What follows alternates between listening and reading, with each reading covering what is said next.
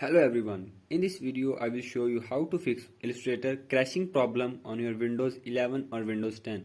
So to fix this issue, follow every step as I am showing in this video, and do not forget to subscribe this channel and also press the bell icon for the latest upcoming videos. Hope so this will fix your problem and help you a lot.